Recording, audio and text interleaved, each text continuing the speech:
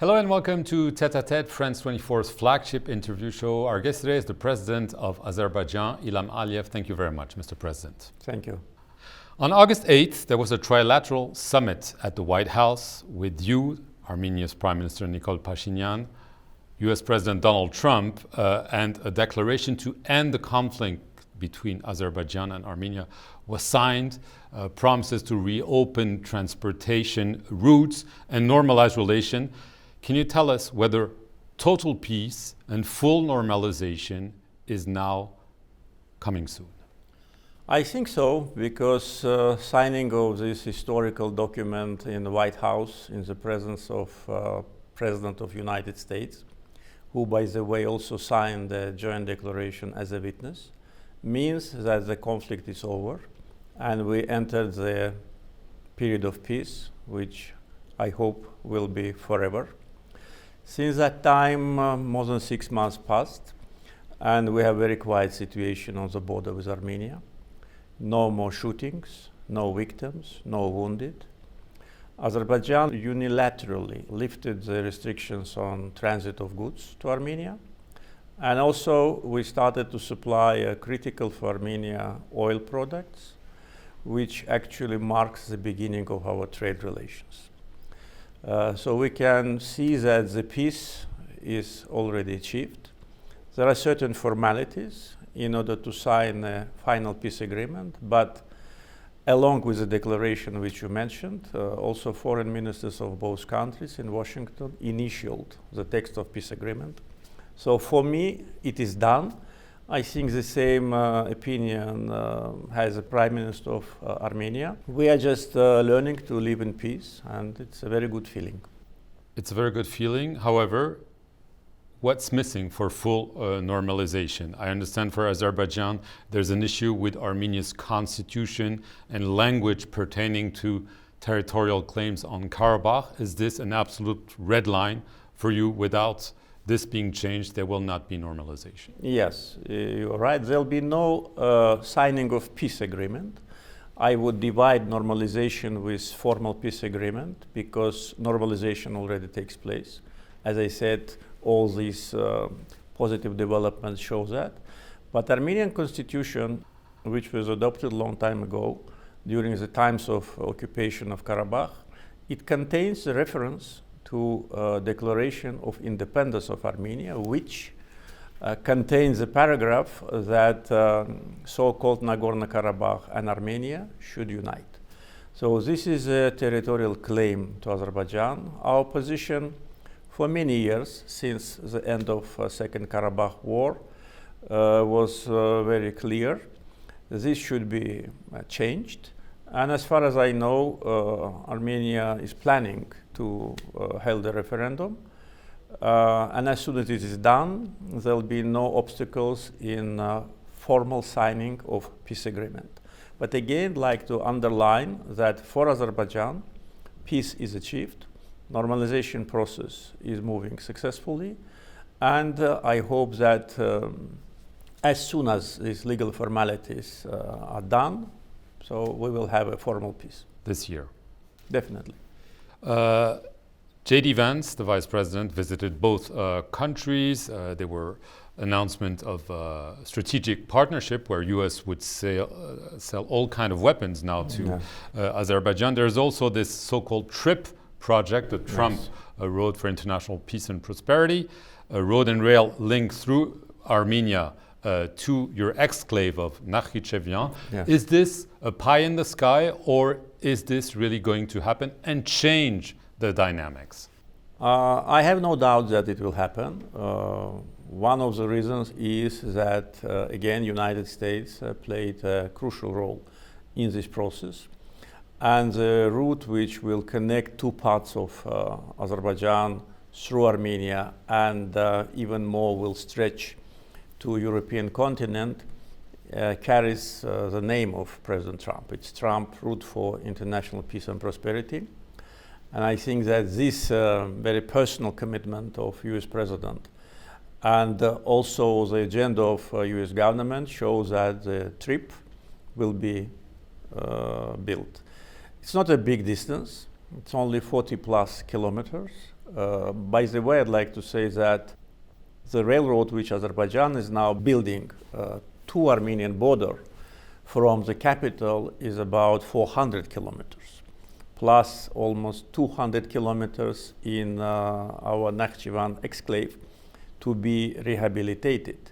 So Armenian segment of the Zangezur corridor, as we call it, is very short, and I'm sure that it will be done. And coming to the question about Vice President Vance's visit, yes, it was a very important visit. Visit in itself of Vice President of United States is important for any country. In this case, it was marked with the signing of the Charter on Strategic Partnership between the government of United States and Azerbaijan. Thus, we became an official strategic partner to the most powerful country of the world, and we consider it as a big success for our country. And this strategic charter, it was published in the press, so it contains different segments. One of them was defense sales, but not only. Energy, connectivity, AI, investment and trades, and also all the restrictions on the arms supplies to Azerbaijan have also been lifted. I want to get to a decision by a military court in your country handed a harsh sentence prisons to 13 of the Karabakh region, including life imprisonment for the former leader. There were reports that the US Vice President talked about the issue and asked for you maybe to grant them a pardon as a way to seek peace in the region. Did he do this, and will you do this? During the interaction with Vice President, which lasted for several hours, among other issues, this issue also was raised by him. And I expressed Azerbaijan's position on this issue, and that was it. We mainly discussed bilateral relations, regional development, trip, and prospects for formal peace with Armenia. With respect to these people whom you mentioned, these are the leaders of the separatist regime, illegal separatist regime, which illegally functioned on our territory, on the territory of sovereign Azerbaijani state, recognized as it by all international community, including Armenia.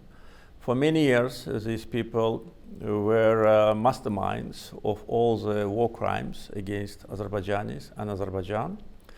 And they were brought to justice. They were detained in Karabakh as a result of our military operation and brought to justice. They've been provided with lawyers. The trial was absolutely transparent. Their crimes have been proved by the testimonies of the witness, numerous testimonies. And there is no question about the suspicious about some But you can do something about this, Mr. President, no? What do you mean? Turn the page and grant them clemency or something. You could do a gesture. This is within your powers. You know, these people committed serious crimes against humanity. Imagine after Second World War, Nuremberg trial, and all those Nazi leaders which have been sentenced to death. In 2 months, some would come and say, please release them. It's the same for you? Yeah, absolutely. It's even worse, even worse. The crime was even worse than what Nazis did during the World War II. But in terms of turning the page, do you also maybe have some compassion for the Armenians who had to leave Karabakh as a result of the latest war? Our position on that issue was very clear. It was articulated many times, including publishing it on the website, that we offered all Armenians who lived in Karabakh to apply for citizenship or to apply for work permit. We had several rounds of interactions with the representatives of Karabakh Armenians, but they preferred to choose to leave for Armenia. We have hundreds of thousands of Azerbaijanis who've been deported and ethnically cleansed from the territory of today's Armenia.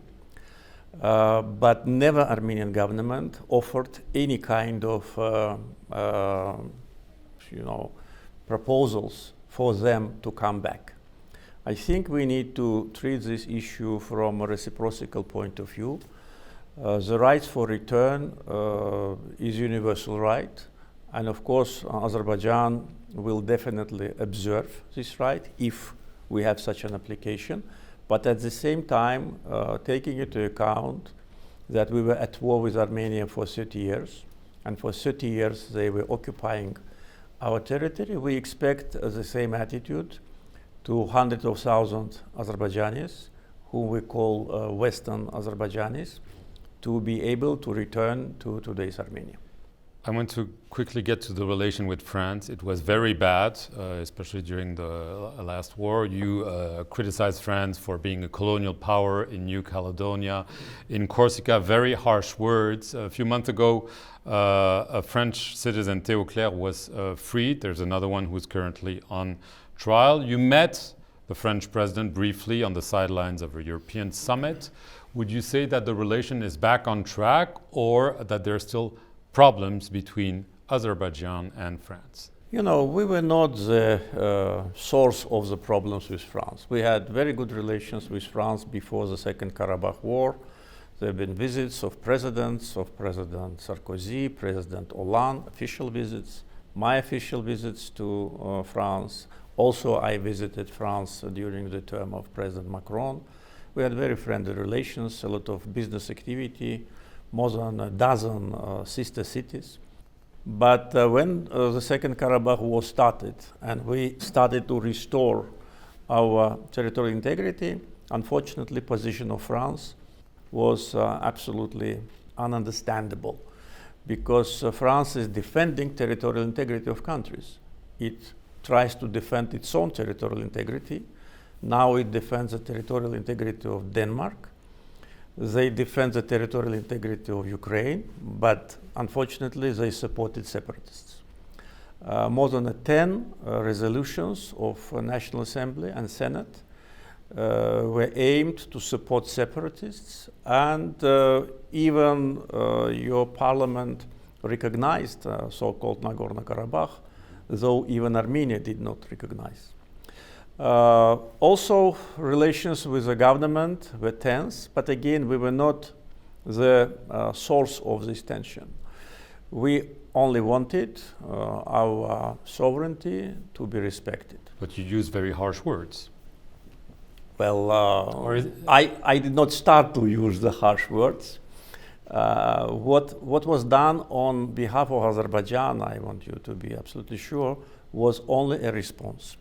We have a catalogue of harsh words which were used by French president and many French officials, chairman of your Senate, chairman of your National Assembly, your famous personalities which use the word which insulted our state and me personally.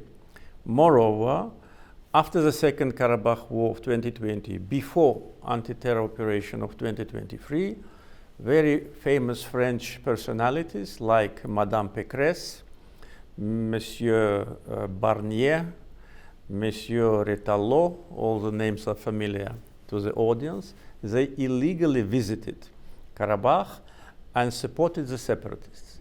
So that was an open insult to Azerbaijan's statehood and total sign of disrespect. All what has been said or done by us was done and said in response. Maybe it was harsh, it's difficult to measure, but I think important is, as you mentioned, my meeting with President Macron in the end of last year. It was very positive, and we agreed to put a restart button. We are ready for that. The last thing we need is to have problems with any country, including France. Again, it was not our initiative, but now I think both sides are more ready to normal relations, especially after Armenia and Azerbaijan already achieved peace. So as a conclusion, we can expect maybe you to meet the French president in the near future? Yes, definitely. By the way, our meeting in Copenhagen was very friendly.